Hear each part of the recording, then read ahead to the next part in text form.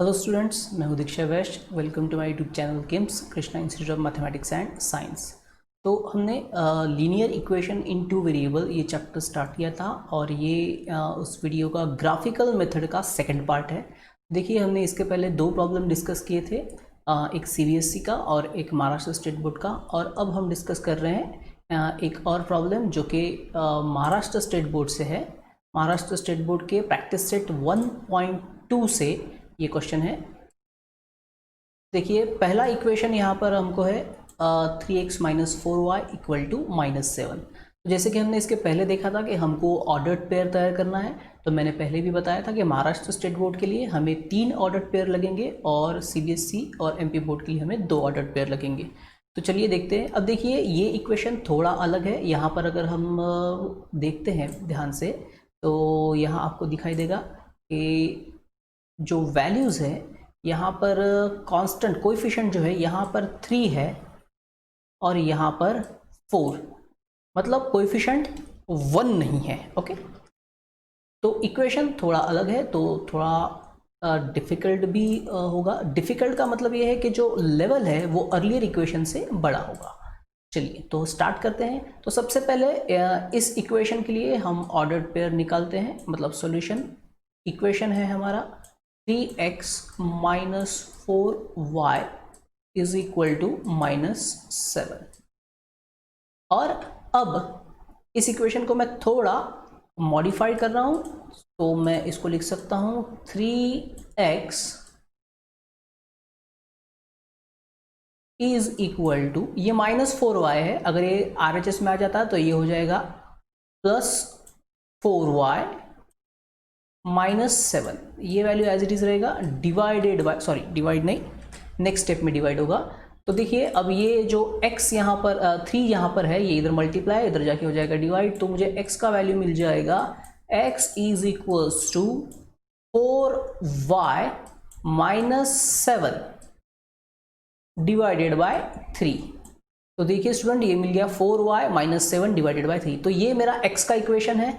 अब मैं यहाँ पे इसको सॉल्व करते जाऊंगा और ऑर्डर्ड पेयर हम निकालते जाएंगे। तो उसके लिए मैं एक टेबल इधर फॉर्म कर देता हूं पहले, कि जो ऑर्डर्ड पेयर हमको मिलेंगे उसके सॉल्यूशन हम यहाँ पर लिख लेंगे।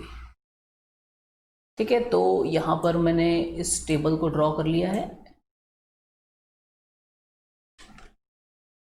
वैल्यूज हमें थोड़े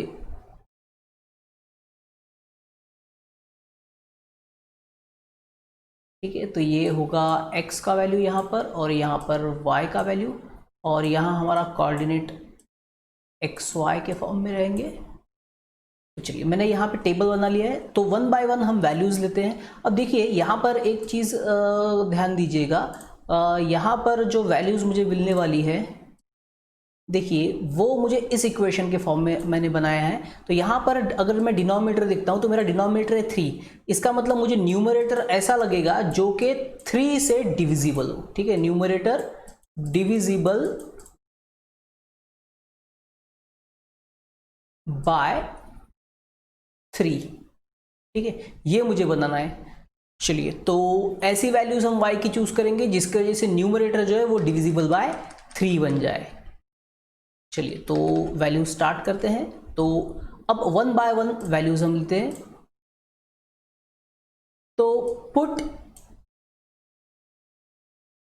y इज इक्वल्स टू 0। अगर मैं 0 लेता हूं तो देखिए क्या हो जाएगा। अगर मैं y का वैल्यू 0 रख रहा हूं तो यहां पर 4 मल्टीप्लाइड बाय 0 -7 डिवाइडेड बाय 3। तो 4 इंटू 0 हो जाएगा 0, 0 -7 अपॉन 3, मतलब -7 डिवाइडेड बाय 3। तो देखिए, ये जो वैल्यू मुझे मिला है ये फ्रैक्शन वैल्यू है। और ध्यान रखिएगा कि जब भी हम ग्राफ प्लॉट करेंगे तो ग्राफ प्लॉटिंग के वक्त हमें वैल्यूज फ्रैक्शन में नहीं लेना है, क्योंकि जब हम ग्राफ प्लॉट करते हैं तो हमारे पास इंटीजर नंबर में होता है, और अगर हम फ्रैक्शन वैल्यू लेते हैं तो 7/3, मतलब 2 पॉइंट कुछ तो भी हमको आंसर मिलेगा। It is equivalent to minus, obviously -2 point something something. तो जैसे यहाँ पर 1 आता है तो ये 2.3 के आसपास कुछ वैल्यू मुझे मिलेगा। लेकिन अब ये 2.3, उसमें भी ये 2.33 वैल्यू मुझे मिलेगा। तो भाई 2.33 ठीक है, 2.3 अगर मुझे मिलता था तो मैं उसको प्लॉट भी कर सकता हूँ ग्राफ पे, लेकिन ये 2.33 हम प्लॉट नहीं कर सकते, तो इसलिए बेटर है कि इन फ्रैक्शन वैल्यूज़ को अवॉइड कीजिए। ठीक है, तो देखिए हम यहाँ पर फ्रैक्शन वैल्यू को चूज़ नहीं कर रहे हैं, तो हम यहाँ पर y की वैल्यूज़ को चेंज करेंगे। तो ऐसी वैल्यूज़, जैसे मैंने पहले ही बताया था कि ऐसी वैल्यूज़ चूज़ करना है जिसके वजह से मुझे जो y है मेरा, सॉरी जो न्यूमरेटर है वो डिविजिबल हो 3 से। ठीक है, चलिए तो अब मैं यहाँ पर y का वैल्यू चूज कर रहा हूँ 1 + 1, तो y इज इक्वल्स टू 1। तो अप्लाई करते हैं। So therefore x is equals to 4 multiplied by 1 -7 divided by 3। चलो अब इसको सॉल्व कर लेते हैं। 4 × 1 4 -7 डिवाइडेड बाय 3, 4 - 7 हो जाएगा मेरा -3।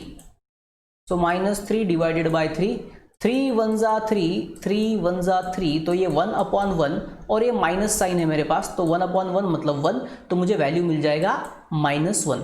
तो अगर y का वैल्यू 1 है तो मुझे x मिल रहा है स्टूडेंट -1, मतलब मेरे कोऑर्डिनेट्स हो जाएंगे -1 और 1।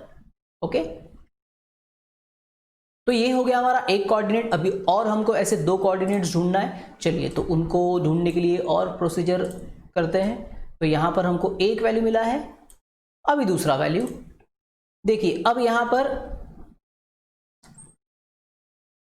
y का वैल्यू 1 लिया था, अब अगर मैं -1 वैल्यू लेता हूं तो -1 के साथ मैं यहीं पे अप्लाई करके देखूंगा। देखिए plus into minus become minus, 4 into -1 हो जाएगा -4 और -4 -7 हो जाएगा -11। -11 3 से डिविजिबल नहीं है, इसका मतलब मैं y का वैल्यू -4 नहीं ले सकता। तो चलिए अब मेरे पास में के जो ऑप्शंस थे मैंने देखा, आपको देखे इसके पहले बताया था हमारे अर्लियर वीडियो में कि मुझे वैल्यू इनमें से चेक करते जाना है। -3 -2 -1 0 1 2 और 3। ठीक है, तो मैक्सिमम आंसर आपको इन वैल्यूज में से मिल ही जाएंगे। अगर नहीं मिलते हैं तो फिर उसके अलावा कुछ वैल्यूज हमको चूज करना है। चलिए तो यहाँ पर मैं वैल्यू अब चूज कर रहा हूँ। देखिए इसके पहले हमने 0 पे टेस्ट किया, 0 पे आंसर नहीं मिला, 1 पे हमने चेक कर लिया है तो 1 के ऊपर वैल्यू मिल चुका है। और y का वैल्यू हमने -1 भी कंसिडर किया, उसमें हमको वैल्यू नहीं मिला। अब हम वैल्यू ले रहे हैं y का -2। ठीक है, तो -2 वैल्यू देखते हैं काम करता है या नहीं। सो देयरफॉर हमारा इक्वेशन कुछ इस तरह से बनेगा, x is equals to 4 into -2 -7 divided by 3। चलिए इनको अब सॉल्व कर लेते हैं। Plus into minus become minus, 4 2 ज़ा 8 -7 as it is divided by 3। Minus minus दोनों साइन माइनस है, मतलब यहाँ पे एडिशन होगा, और 8 + 7 15 डिवाइडेड बाय 3, और 15 इज डिविजिबल बाय 3, 3 1 ज़ा 3, 3 5 ज़ा 15, तो यहाँ पे आंसर मिला मुझे 5, और साइन माइनस है, माइनस डिवाइडेड बाय प्लस, तो ये हो जाएगा -5। तो देखिए अगर मेरा वैल्यू -2 है तो मुझे x का वैल्यू मिल रहा है -5, मतलब मेरा जो कोऑर्डिनेट्स हो जाएंगे वो हो जाएंगे -5 और -2। ठीक है, तो ये एक और ऑर्डर्ड पेयर मुझे मिल चुका है। चलिए तो इसको इरेज कर देते हैं, और दूसरा ऑर्डर्ड पेयर हमको, और एक और ऑर्डर्ड पेयर हमको ढूंढना बाकी है। अब एक ही ऑर्डर्ड पेयर हमारा बस बचा है। चलिए तो अब इस बार मैं y का वैल्यू ले रहा हूं +2। तो +2 अगर लेता हूं तो देखो स्टूडेंट क्या हो जाएगा, 4 2 ज़ा 8, 8 - 7, 8 - 7 1, 1/3 फ्रैक्शन वैल्यू है, मतलब नहीं ले सकता। -3 अगर रखता हूं तो 4 3 ज़ा 12, तो -3 होने की वजह से -12 -12 -7 हो जाएगा -19, 19 is not divisible by 3 again. अगर मैं वैल्यू 3 लेता हूं तो 4 3 ज़ा 12, 12 - 7 5, 5/3 फिर से फ्रैक्शन है, मतलब अब इनमें से कोई भी वैल्यू से मुझे मेरा ऑर्डर्ड पेयर मिलने वाला नहीं है। तो चलिए नेक्स्ट वैल्यू हम देखते हैं 4, तो जो यहां पर हमने इंक्लूड नहीं किया है, तो अब मैं y का वैल्यू ले रहा हूं 4। तो y का value 4, so therefore x is equals to 4 multiplied by 4 -7 divided by 3। ये 4 है, 9 नहीं है, ठीक है, यहाँ पे ध्यान दीजिएगा, यहाँ पे हमने y का वैल्यू 4 लिया है। 4 4 जा 16,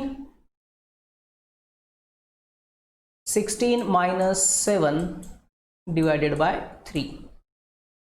तो 16 माइनस 7 हो गया है 9, 9 डिवाइडेड बाय 3, 3 1 जा 3, 3 3 जा 9। तो यहाँ पर हमको वैल्यू मिल चुका है 3। तो देखिए हमारा पहला जो टेबल है वो अभी फॉर्म हो चुका है। तो हमारा x का वैल्यू हमको मिला है 3 और जबकि हमारा y का वैल्यू है 4, सॉरी y का वैल्यू है 4। तो हमारे कोऑर्डिनेट्स हो जाएंगे 3 और 4। ओके, चलिए, तो ये हमारा पहला टेबल प्रिपेयर हो चुका है। आपको वैल्यूज़ अगर यहाँ पर लिखना है तो आप नोट डाउन कर सकते हो वीडियो में से। चलिए, अब मैं यहाँ पे इसको इरेज करता हूँ। अब हम दूसरे इक्वेशन के ऑर्डर पेयर बनाते हैं। तो दूसरा इक्वेशन जो है हमारा वो है 5x माइनस 2y। तो दूसरा इक्वेशन जो हमारा है 5x minus 2y equal to 0।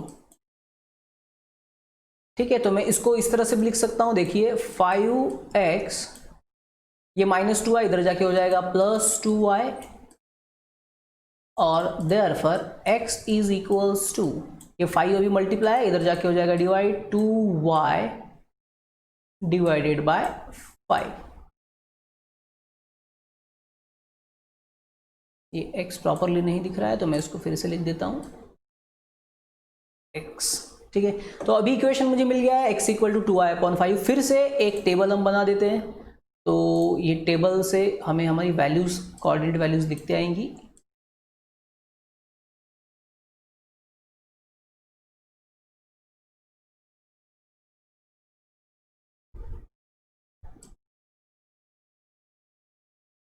यहाँ होगा हमारा x का वैल्यू, यहाँ पे होगा हमारा y का वैल्यू, और ये हमारा coordinate pair x, y।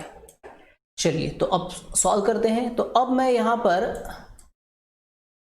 Put y is equals to, देखिए y की ऐसी वैल्यूज चाहिए जिसके वजह से वो 5 से डिविजिबल हो। मतलब न्यूमरेटर में, न्यूमरेटर ऐसा होना चाहिए जो 5 से डिविजिबल है। 5 से डिविजिबल कौन होगा? 5 का टेबल, 5 2 ज़ा 10, 5 3 ज़ा 15, मतलब न्यूमरेटर में 10, 15, 25, 20 ऐसी वैल्यू बननी चाहिए। चलिए, तो मैं यहाँ पे पहले y का वैल्यू 0 रखता हूँ। अगर y का वैल्यू 0 है सो x इक्वल टू, देखिए क्या हो जाएगा, 2 मल्टीप्लाइड बाय 0 डिवाइडेड बाय 5।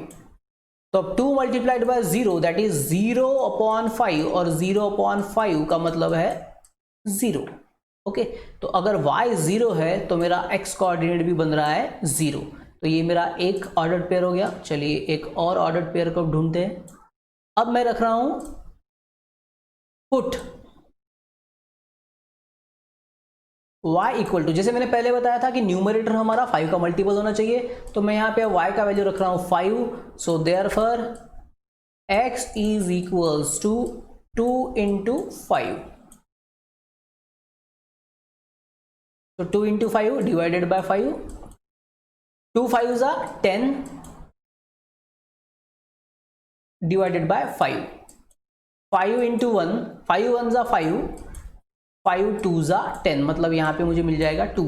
तो अगर y का वैल्यू मेरा 5 है तो x का वैल्यू मुझे मिल रहा है 2। तो मेरे ऑर्डर्ड पेयर देखिए क्या बन गए। पहला ऑर्डर्ड पेयर बना है 0 0, और दूसरा ऑर्डर्ड पेयर बना है 2 5। ओके, अब इसके आगे नेक्स्ट वैल्यू हमको और चेंज करना पड़ेगा। अब देखिए, ज्यादा सोचने के बजाय, जैसे मैंने यहां पे एक वैल्यू 5 लिया था, अब मैं दूसरा वैल्यू ले रहा हूं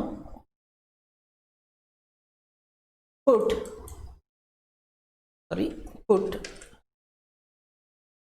y इज इक्वल टू -5। तो मैंने यहां पे y का वैल्यू ले लिया है -5। अब क्या करना है, सेम वही। तो अगर y का वैल्यू -5 है so therefore x is equal to 2 -5 divided by 10, sorry divided by 5। तो अभी देखिए क्या होगा, plus into minus become minus, 2 5 are 10, फिर से वही वैल्यू रिपीट होने वाली है, डिवाइडेड बाय 5। अब सिर्फ फर्क इतना है कि पिछली बार 5 1 5 और 5 2 10, तो पिछली बार हमको पॉजिटिव 2 मिला था, लेकिन यहाँ पर माइनस साइन है तो यहाँ मिलेगा हमको -2। मतलब जब वैल्यू -5 है तो मेरा कोऑर्डिनेट वैल्यू है -2, मतलब कोऑर्डिनेट्स हो जाएंगे -2 और -5।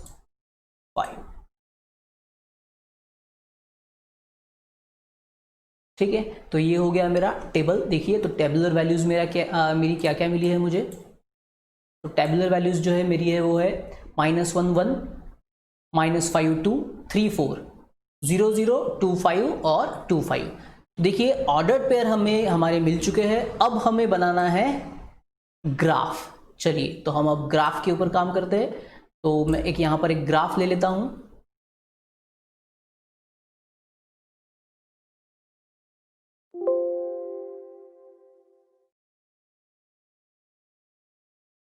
तो यहाँ पर मैंने एक ग्राफ पेज इंसर्ट किया है। आपके पास ये ग्राफ पेज ऑलरेडी होगा तो आपको वही ग्राफ पेज लेना है।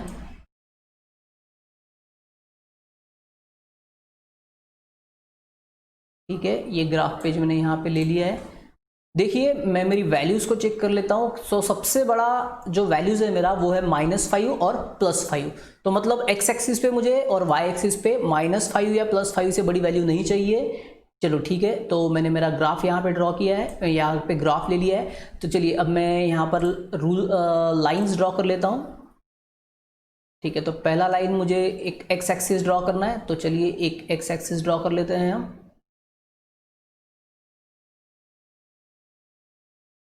ठीक है, तो यहाँ पर मैं x एक्सिस ड्रॉ कर लेता हूँ पहले ग्राफ पर।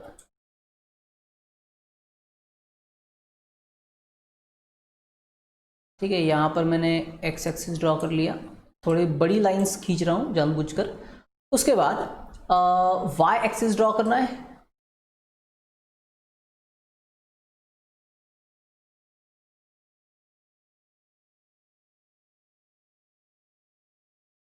चलिए तो अब y एक्सिस ड्रॉ कर लेते हैं। ये हो गया है मेरा y एक्सिस। ठीक है, अब देखिए अब मुझे प्लॉटिंग्स करना है तो मैं वैल्यूज़ को लिख लेता हूँ। अब देखिए वैल्यूज़ यहाँ थोड़ी आपको प्रॉपर दिखे, मैं ऐसे ट्राई करूँगा कि निकले। ये है मेरा 1, ये है 2, 3, 4, 5, 6। ओके, सेम वे ये -1, -2, -3, -4 और -5। ठीक है, उसी तरह से ऊपर अगर जाते हैं तो ये +1, ये है +2, ये है +3, ये है +4, यहाँ पर +5। ये मेरा y एक्सिस है, दिस इज y एक्सिस। और ये मेरा x एक्सिस है। ओके, तो एरोज आप निकाल दीजिए इनको। तो x एक्सिस y एक्सिस हमारे हो गए। वैल्यूज मैंने लिखा है। अब देखिए ये है -1, -2, -3, -4 और यहाँ पर -5। तो मैं इनको थोड़ा अच्छे से नंबर्स तो यहाँ पर मैंने ले लिए। मैं लेकिन मैं पॉइंट्स यहाँ प्रोवाइड कर देता हूँ, तो पॉइंट से आपको समझ में आ जाएगा कि कौन सा वैल्यू कहाँ पर है। ठीक है, देखिए तो ये सारे मैंने मार्क कर दिए। आपको आपके ग्राफ बुक में इतना मार्किंग करने का ज़रूरत नहीं है, क्योंकि यहाँ पर आपको दिखना चाहिए, इसलिए मैं एक्स्ट्रा मार्किंग यहाँ लगा रहा हूँ। देखिए ये मार्किंग्स मैंने लगाई है। ओके, ये मार्किंग है नंबर्स के लिए।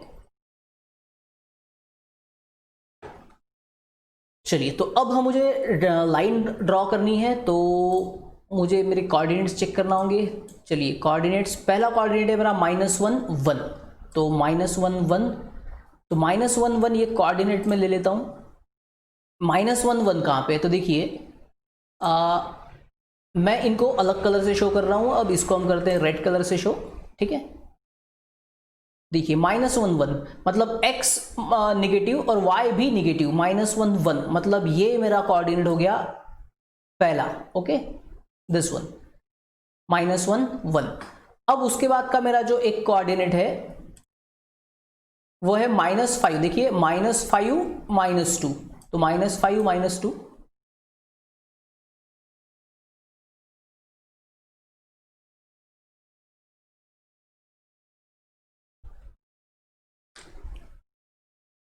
-5 -2,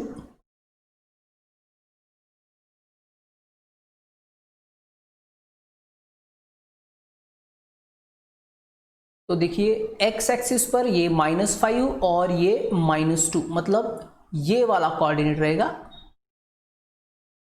-5 -2। और उसके बाद का जो कोऑर्डिनेट है वो 3 4 मतलब +3 और +4 मतलब ये वाला कोऑर्डिनेट है।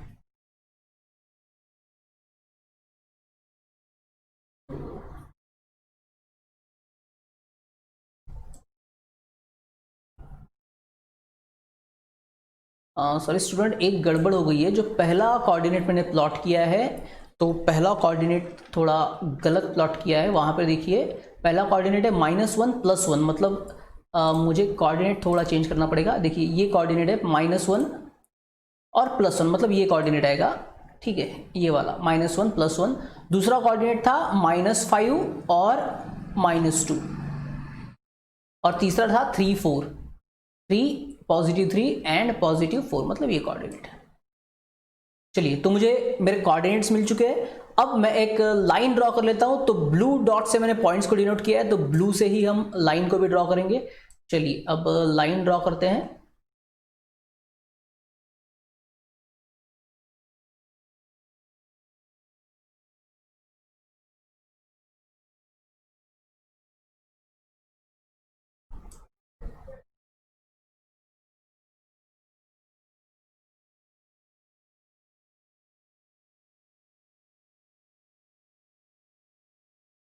चलिए, तो यहां पर मुझे लाइन मिल गया है, तो मैं लाइन ड्रॉ कर लेता हूं।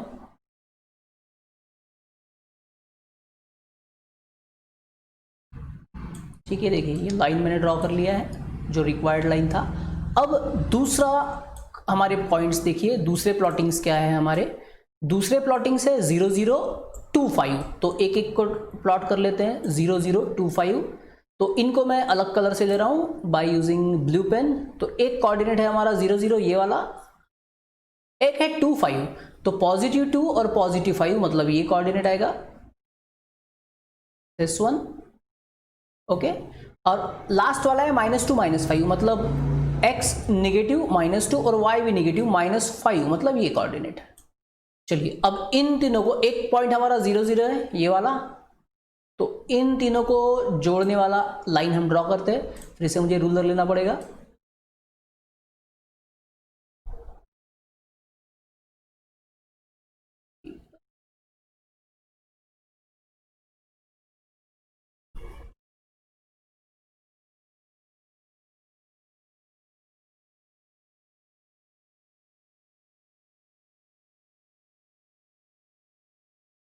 तो फिर से रूलर मुझे सेट करना होगा यहाँ पर।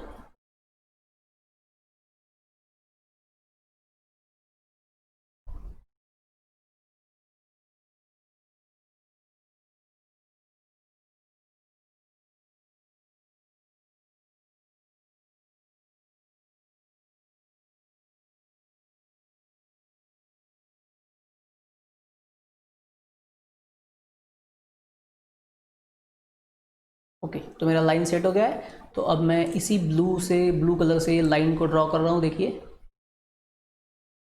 ठीक है। अब जो मेरा इंटरसेक्शन है, इंटरसेक्शन देखिए कहाँ पर आ रहा है। मैं इसे जूम कर रहा हूँ ताकि आपको ये प्रॉपरली दिख सके। देखिए इंटरसेक्शन कहाँ पर आ रहा है मेरा। तो मेरा इंटरसेक्शन है 1 और 2 और 3 के बीच में, ओके। देखिए ये पॉइंट थोड़े सरक चुका है। ये पॉइंट थोड़ा, मतलब ये जो लाइन मेरा है ये थोड़ा सीधा नहीं निकला है। तो ये पॉइंट जो है मेरा इंटरसेक्शन का, ये 1 पे आएगा यहाँ पर, ओके। तो मैं इसको आपको प्रॉपरली शो करता हूँ। तो हम इसके लिए हमारा ब्लैक कलर ही यूज़ करते हैं।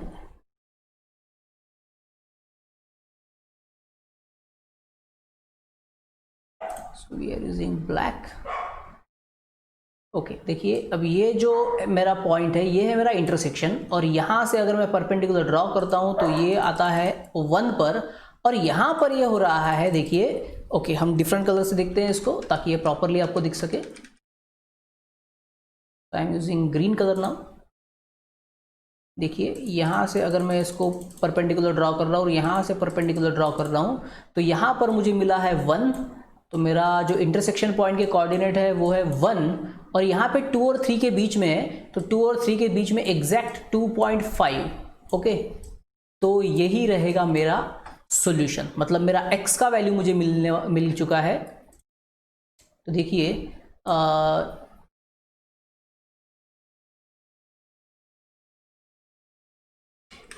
देखिए अब यहाँ पर ये ग्राफ मेरा ड्रॉ हो चुका है पूरा। ग्राफ पे आपको ये इस तरह के प्लॉटिंग करने की ज़रूरत नहीं है, ये सिर्फ आपको दिखने के लिए मैंने बताया है। तो देखिए मेरा सॉल्यूशन यहाँ पर रेडी है। सो देयरफॉर मैं बोल सकता हूँ कि मुझे x का वैल्यू मिला है 1 और y का वैल्यू मिला है 2.5, which is solution of given linear equation. तो मैं यहाँ पे लिख सकता हूँ इज सॉल्यूशन। ओके,